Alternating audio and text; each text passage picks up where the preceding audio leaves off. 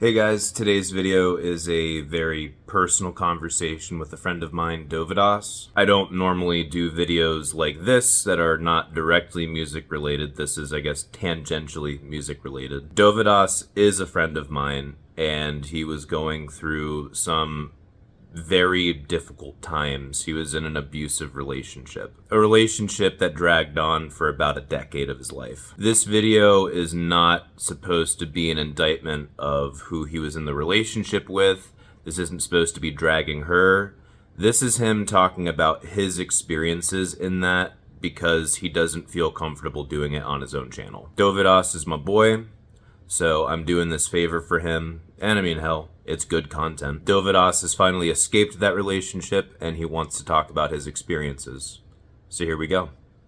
Well, the situation is that, I've been with someone in a long-term committed monogamous relationship for 9 years. And For from the context, when did you come to America? 2012, when I was 19, When did you and this long-term relationship meet? in 2013. Okay, so like pretty early on. And, I was like, in one place. So I did go on tour, June, July. And that is something, I was truly never able to do, or like even to go out on my own, And that's, something. Why weren't you able Uh, to do it? um, well, I wasn't even allowed to have a driver's license, you know, by by the person who I was with, for a long time, because the Seems person who pretty I was odd. with, she needed to know that I'm a good boy, and there's a lot of elements in control. And I know I'm laughing, but this is far from funny, and us as guys, the idea is for us to be strong and sort of like sometimes stoic And and also competent. yeah, and competent, and we're we're not hurt, we're not abused, right? But it turns out that if you allow it, it can someone who you're supposed to trust can do a lot of damage, and I was just it was a lot of things I was not allowed to do, and then I sort of like of self-liberation and emancipation. I'm like, I'm going on the road, and I'm going everywhere You're, because you're, I've talk, you're never talking done about that. the last year after things ended. Yeah, because I left in December of 2021. I left that, long-term committed relationship. And that's another thing that I'm seeing, like, in the comments. It's like, where is she? Because, and people's perception is like whatever they saw on the surface. They think it's like this idealistic, whatever picture they want to paint, whatever movies they have watched, and whatever Well, let's stereotype let's they take let, assume. let's take a step back really quick. Uh-huh. So for some people, they might not realize that this person, it was a long-term committed relationship, but she was also a part of your crew. She was taking a lot of the secondary video of the audience of you from out in the crowd. Like she wasn't just tangentially involved in your channel. Right. And I started posting videos in like 2015 and 2016. And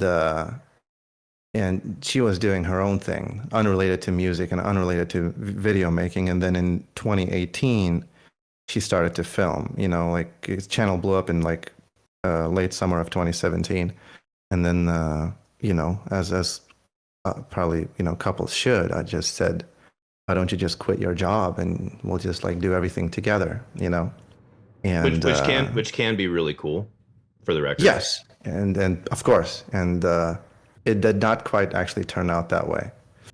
you know it slowly like deteriorated, and anything professional negatively that would go negatively professional would affect the romantic aspect, and anything that went negatively romantically would affect the professional aspect. Well, that can definitely happen, even if you're not in a toxic situation too. It's a risk of going into business with people you love, even not romantically. Right, right. Even bands, like, oh, we're good friends, so we should do a band, right? And then other aspects of the character get revealed through that experience. And I'm sure, like, I haven't, like, even told you, like, in the personal space, with cameras off, all the details of this situation, So, Do you want to talk about them? well, it's not comfortable, it's not pleasant, and it's not, funny, because usually my brand is like, lifting people up with music or something or brightening up their day. But And also, I'm like, willing to, never taking yourself too seriously, too. and that one too. But I'm willing to go, and tell you and whoever's, interested in listening, The to share the one person story. who watches all my videos. Yeah. I want to make sure I'm not pressuring you to say anything you don't feel comfortable saying. But what would you call the relationship abusive? When I was in it, I didn't call it that way. But after I left in December of 2021, it was described to me as such by professionals to whom I went to seek help. And what I described various events of what had happened and, different acts of physical and psychological nature. They described it as abusive. How long was it abusive for? Because a lot of times when you first get started in these relationships, everything's kind of nice. Maybe there's like something weird or off, but that's not necessarily a sign of a toxic person or of someone that's going to harm you. When do you think in retrospect that the abuse started? I think when you like start a relationship, you're like blinded by good feelings and love and infatuation for the person.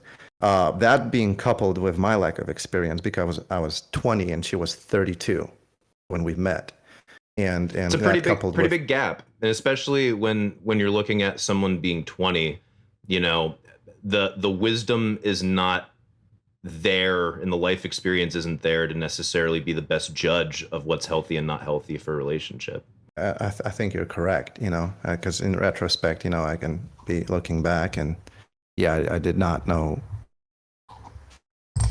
first thing about the last and the last thing about the first, So Same, man. right, and then you put trust in someone who's older, and has had more life experience, So if the signs were there, I did not recognize it. What I believe has happened, the slow deterioration and the downward spiral as the years went on, and then my own tolerance for it also went down as I got older, because what's the loudest you've been yelled at by a person, and who was it? Actually, honestly, probably my dad. Right. Yeah. So it's like within the family, right? Yeah. Yeah. So it's probably that also coupled with my own upbringing and family experience when it happened in the relationship of this long term with a 12 years older woman, who, by the way, was my third girlfriend ever. I just thought, oh, well, this is normal. This is fine, and it slowly became over the years not fine. Where I actually in last year, 2021, I called 911 twice, and the cops had to show up. There's a blow up. There's like a flare up. There's like kicked out doors and coming at with like a knife or a screwdriver, and then getting screamed at, and it's like, oh my fucking god, 911, what's your emergency, and then there's like a phase like, oh, that'll never happen again. Yeah, I would have never done that only if you would have like talked to me or said this, or I would have never done that if you would have not said that after you closed the door when I was like, trying to hide. That should never be on the table. That should Right. absolutely never be on the table. I wouldn't have done that. Stop the sentence there. I wouldn't have done that. No fucking if. This is unacceptable behavior, but that's not easy. It's not easy if you're in this situation. We were renting this apartment. There were like 6 doors. Well, there was like 2 bedrooms, a bathroom, then another, 6 doors. Every door was broken. Like when I was live streaming, shit! Wow. I was live streaming every day during the lockdown in Florida. I'm sure you remember. I was doing like 66 days of live stream. Hell yeah! Yeah, it was great. Right in the middle of the daily, the camera angle changed, because not to show the door because the door got kicked in and it got broken. So everyone's perception, it's like, oh, I love the quarantine live streams and she brings you fruit and she's so supportive and and yeah, the door is kicked out because I'm getting yelled at, and then the comment section is like scrutinized by her, and any username that's resembles a female username after the live stream, after I get off of playing music for 5-6 hours on a live stream, I get chewed at like, who the fuck was that? And who the fuck does she think she is posting heart emojis when I'm like doing a guitar solo, and everyone's posting like emojis or whatever, and then I have to explain, or at least attempt to explain away the delusion. So that's what I was dealing with while entertaining people during the lowest time in the world for everybody, because the world changed. My world was also changing, and I was just having less and less of myself and autonomy, or just I was just weathering away as a person, and I was just holding on to that guitar, dude, because that was the only thing I could hold on to. I remember specifically, I was dying from COVID, and I get a call from you in our Facebookers group chat, and you're like, "Oh yeah, I'm staying with Sean now." I'm like, "Oh, what's going on?" It's like nothing good. Oh, Sean's MVP, dude. Sean saved me. He saw it coming. He saw the signs, because I was allowed to see Sean once a week, and hey, I'm gonna go see Sean. We're gonna go to Chipotle. How long are you gonna be? Maybe like an hour and a half. Who else is gonna be there? Nobody. And then, I think you're lying to me. Are you? I don't think Sean is a good person. I think Sean is leading you astray. Are you gay for Sean? Not a joke. Not as a joking question. Okay. I mean, I'm gay. I'm gay for Sean, so I'm a little jealous. Yeah, I'd have to agree at this point. The reason why I bring that up is there was a period of true separation, and you were living your life, trying not to contact her. Well, I suppose like 9 years of something like that leaves call it a scar, call it a mark, like a permanent burn, right? So I had a relapse. Let's call it a relapse, like a drug addict, in February, because I've never had a Valentine's Day by myself, and also had doubts, because you invest nearly a decade of your life into something, and to see that go, regardless of what happened, which is part of the reason why I stayed so long, because it's like committed, you make a promise. And my culture, when you make a promise, such as a marriage and a committal relationship, you stay in it for life, even if it's miserable. I remember my grandparents, they hated each other, but they stayed together, right?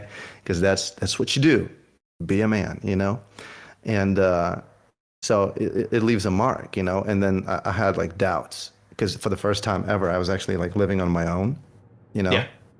and had a relapse also as well, maybe I was wrong. What if these negative memories and these negative feelings were like my own perception, and all these professionals and specialists that specialize in human psychology and psychiatry describe this as abusive. But what if all that is wrong? What if Trying to give the best benefit of the doubt possible. The best benefit of that, and like giving it another shot, and it just backfiring so bad. It just getting even worse, to the point of like an emotional roller coaster. And in February, that I have in 1 week, I've experienced the roller coaster that I have not experienced in some years, like in the timetable of a year. You cram that into like a week of just stress, anxiety, and then making up. And I bet you I bet you, just based upon my thinking of like logic and a certain form of utilitarianism, she realized that you can leave as opposed to before where it was like taken for granted, you're going to be there, you're going to be there.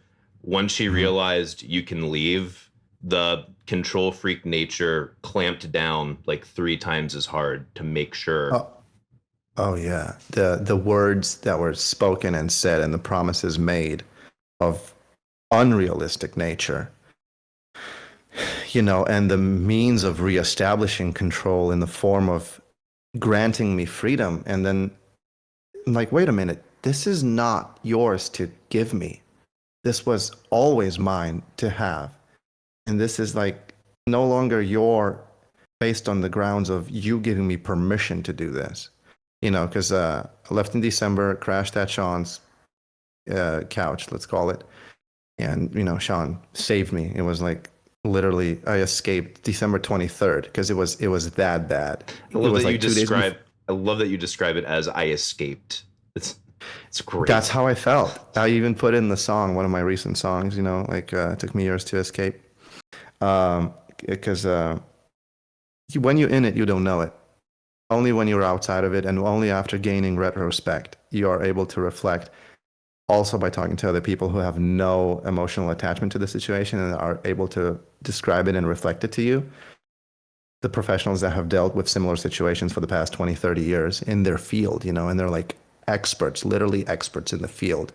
And it's like, what are these emotions? What are these thoughts that I'm having?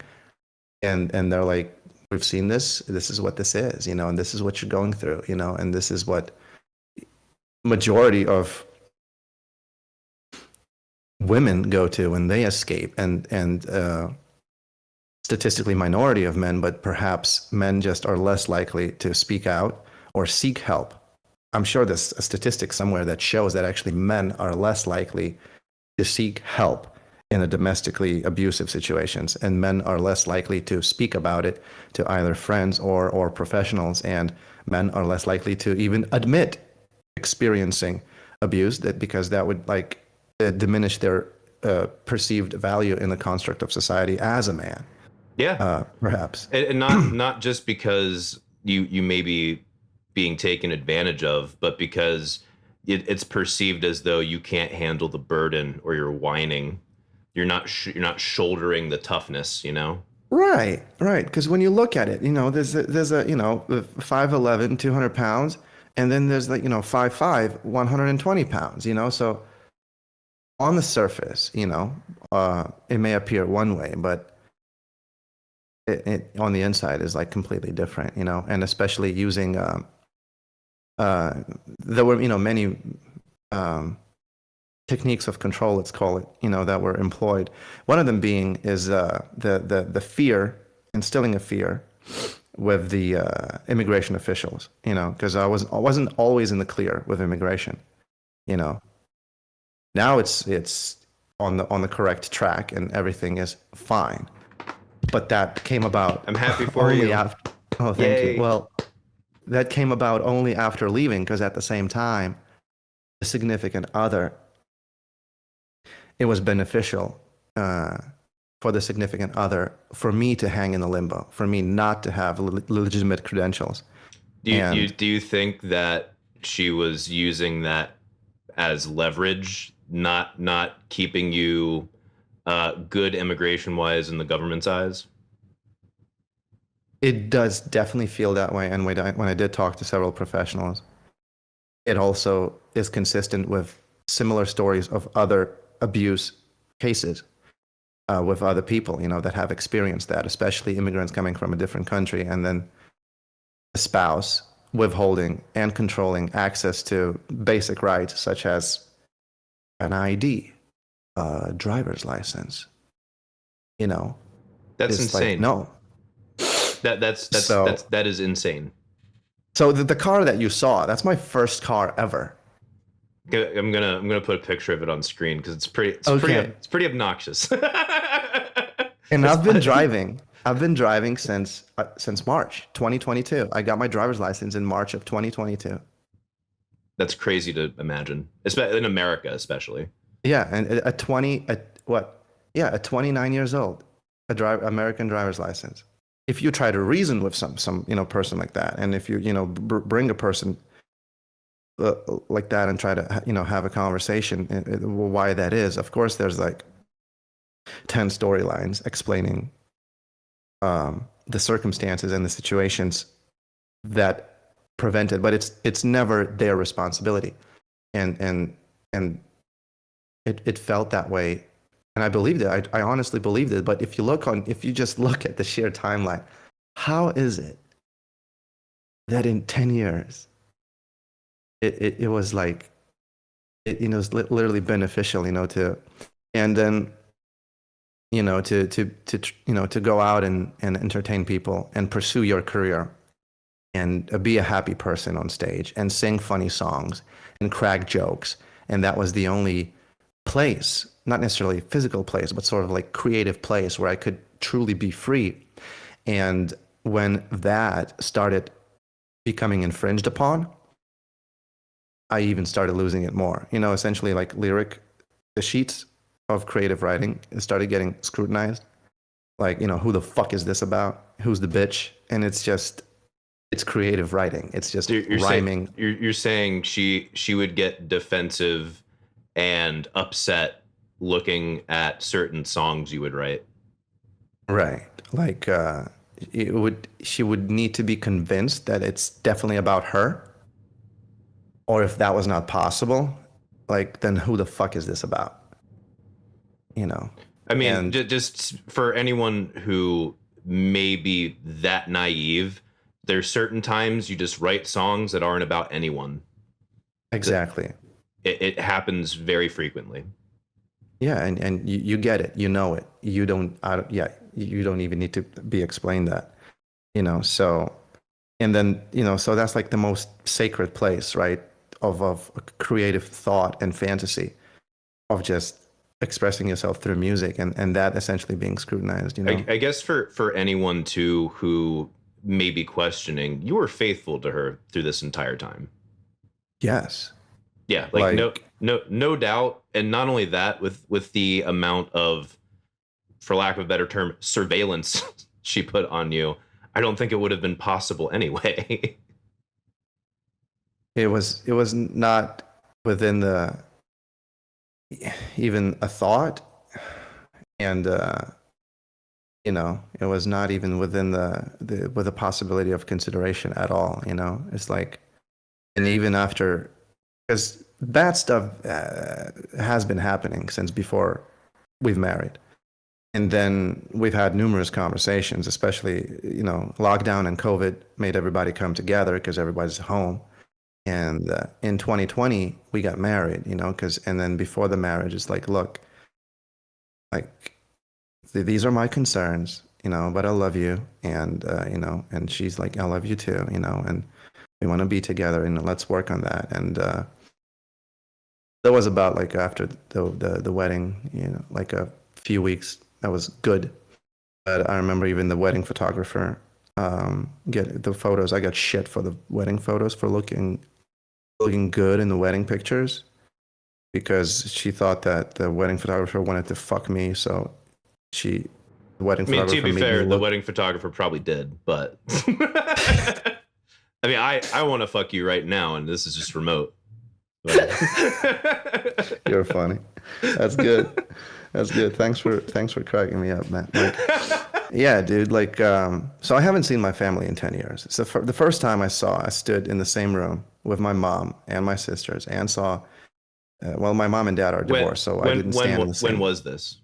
When was the first time you saw your family in 10 years? First time I saw my dad was in January of 2022, after not seeing him since 2012. Yeah, since you came here. Yeah. And then I saw my mom for the first time in April of 2022, since not seeing her since 2012. And my youngest sister. And when I left, my youngest sister was like, what, 4? And now Holy it's April. Shit, wow. April 2022. And she's 15. And they're different people. And I have no fucking idea how to talk to them. And my mom is losing at the airport. She's fucking crying. She's like, I'm so sorry. I hope one day you'll forgive me for essentially letting you go, at 19 and, Why whatever. why does she feel bad about that? Because I was too young. She believes, I was 19, and then I followed a lot of bad advice from a lot of people, and I was, misled essentially, and I, trusted people, and I believed because, they're adults, and I'm 19, so Well, they also, have. I think that's part of your innate personality too. I think you're a really open. You don't even look at it as vulnerable, but a lot of other people would consider it vulnerable person, and I think that's extremely admirable. You chase inspiration, and I think that's beautiful. Thank you. I guess you're right. I don't see it that way. And then whatever I achieved allegedly today came at a great price that I don't think can ever be outweighed by any achievement of, Can and can can I step in for a second? Do you oh, mind? step in. Okay, so I guess I don't know all the details, to be fair, but Right. this message goes especially to your mom. Um, it's an extremely brave thing that your son did, and I don't. Even though it's your role as a mom to protect and to help nurture, I definitely do not want to downplay that. It's important for a man to go out into the world and seek adventure and slay the dragon, for lack of a better term. And your son did that. Your son came back maybe with an unhealable wound, but I don't think that that's inherently awful. I think it's a sacrifice. And I mean, not to say that you aren't, but you should be incredibly proud of Dovydas. Like it's incredible. It is absolutely incredible. Thanks, Mike. I'll translate that to my mom. She doesn't speak English, but I'll tell her. That sucks that she's so hurt by it. I wish she wouldn't be, but I mean, I can get it to a degree because it is her role as the mom, you know? Well, it's sort of like healing, them flying out and seeing me. So they're coming over for Christmas. Hell Or yeah, like, that's awesome, man. yeah, yeah. So they're gonna be here, and I got to get a Christmas tree, and we're gonna do Christmas as a family. And I haven't had Christmas with them since 20 That's gonna since Christmas 2011. Yeah, it's gonna be weird. it's gonna be weird, dude. Yeah, it's gonna be weird. I try to talk to them like, if not every day, then like every few days, on the WhatsApp video call, and middle sister, younger sister, yeah, Are you the oldest? yeah.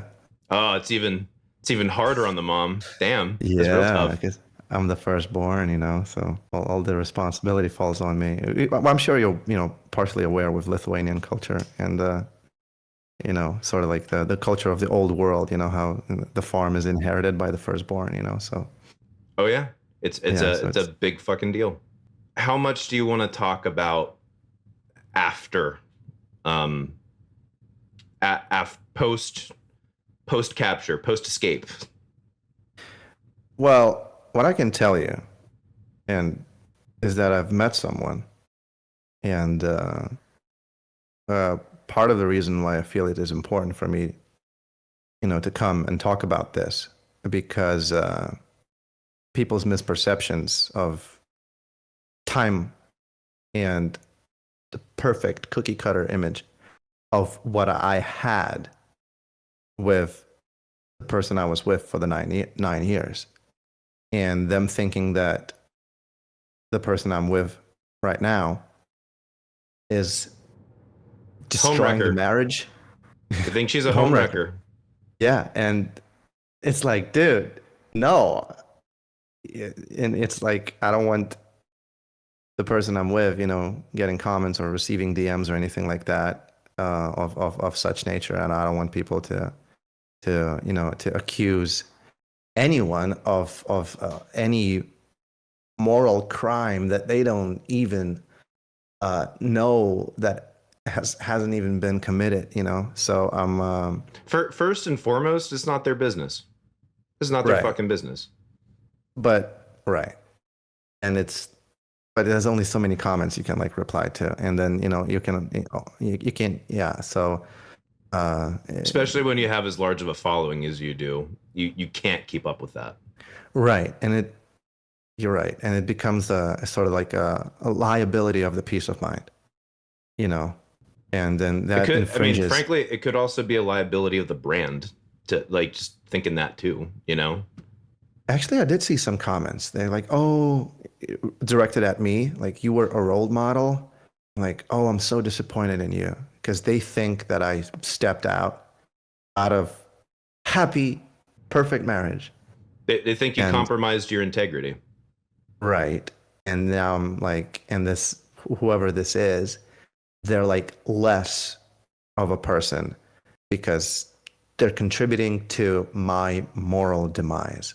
More things will get revealed, you know, eventually, because the particular person I'm with, you know, she's a dancer, a singer, and an actress, and just Dude, you showed me some videos. She's fucking good. she's incredible. Yeah, thank you. And so you know, we're gonna be making music together, and so that one Instagram post alone gave me an insight of like, oh, I did not consider that.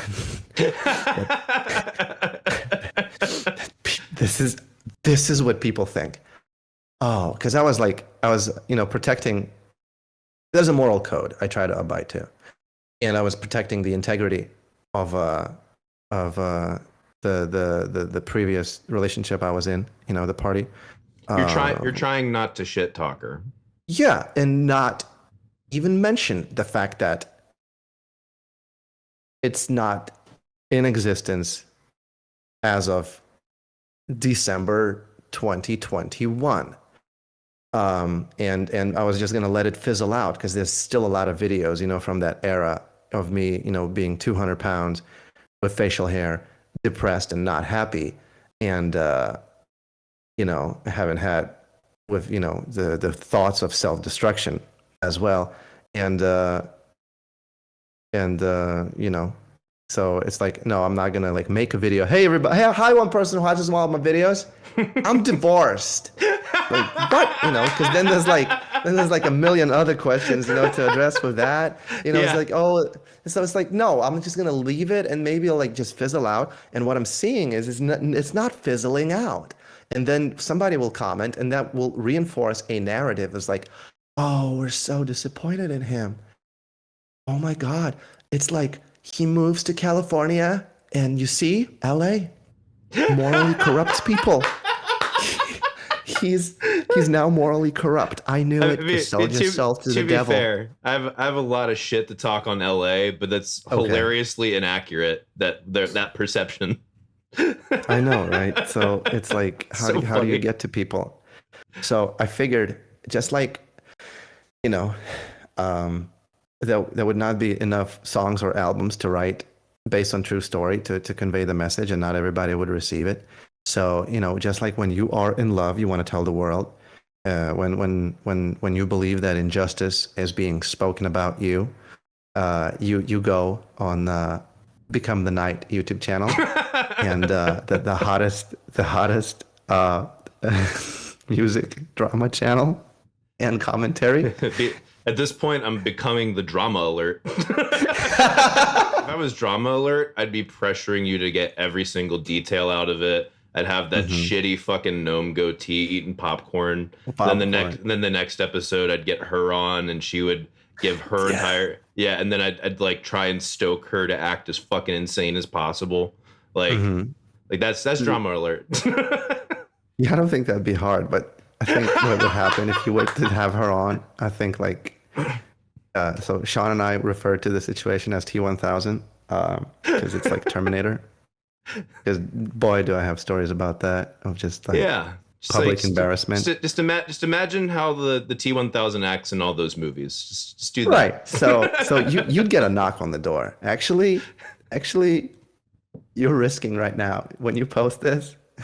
Oh, trust me, I thought about that today, and I think we've left out enough details that I can justify not bringing her on, because this isn't about her, it's about you. Right. It's about your emotions, it's about your brand and your channel and the decision you made. This is not the the story of the strife between Dovydas and the previous person. That's not what's going on. It just kind of like feels off brand and, you know, not on brand, you know. But to have like a really open conversation, like I would have a conversation with you without cameras. Yeah. So what if I had a conversation like that with you on camera and answer any question you might have as openly as I would answer it, you know, without cameras and without microphones rolling? And how would people respond to that? And would they be able to empathize and understand and to relate to the emotion, even if they maybe have not experienced something like that? Maybe they know someone who has experienced something like that. Maybe someone close to them, or a friend, or an acquaintance, or a coworker, or something that has gone through something. Maybe they're going through it right now. Maybe they're going through it right now, and maybe they're just like afraid to seek help, or they think it's normal, or they believe that the certain degree of like an unreasonable suffering within the relationship is okay, and they lack the vocabulary to recognize abuse and the part where like an argument, which, you know, couples, I'm sure they have disagreements, they lack the vocabulary to recognize what's like toxic and what's like actually harmful to the psyche, to the point of permanent damage, you know.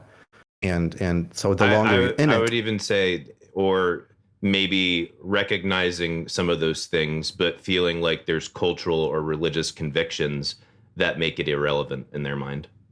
Yeah, it like overwrites it, so they're gonna stay, you know. And so I suppose this goes out to anyone. I understand the persona I aspire to be, you know, and the characteristics that I wish to have and to display. And sure, I drive a whip and blast James Bond, and I rock guitar, and I play it behind my back, and I deadlift 500 pounds and all of that. But even with all those attributes, you are still susceptible to getting hurt by someone who's really, really close to you, or you by being, you know, really, really close to someone and experiencing like damage that's by professionals is described as abuse, you know. Yeah. Trust is vulnerability, and you can't ever open yourself up to that abuse unless there's a certain level of trust. And that's the scary part. That's the one of the biggest risks of any of this stuff, man. Mm-hmm. And part of what contributes to keeping you in it is the fact that you made the decision to take that massive risk, and you really want it to actually pay off. You really do.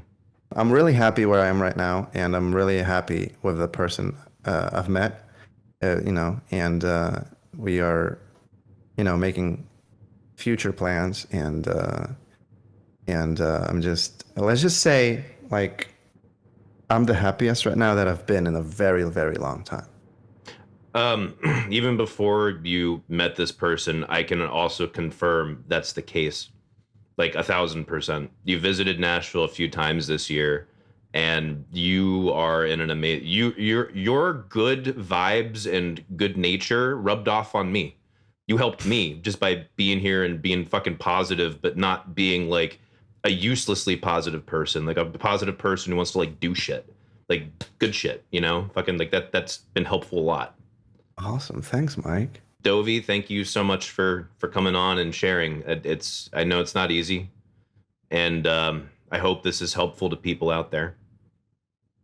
And thanks for having me, Mike. Yeah, and likewise. Yeah, like hopefully somebody can, at the very least, gain understanding. At the very most, you know, they can find this to be an opportunity to learn and apply it to either their own life experience, and you know, not being afraid to make a change and seek help if they're having thoughts of self-destruction, and if they're like squished completely by their current circumstances, there's hope for change, and it will get better. Yeah, because there was a moment I didn't believe it would get better. It was, the shine was dimmed to the point of fucking darkness, you know. Yeah. Happy to have you back, Dovey. Thanks, Mike. All right. Stay awesome, man.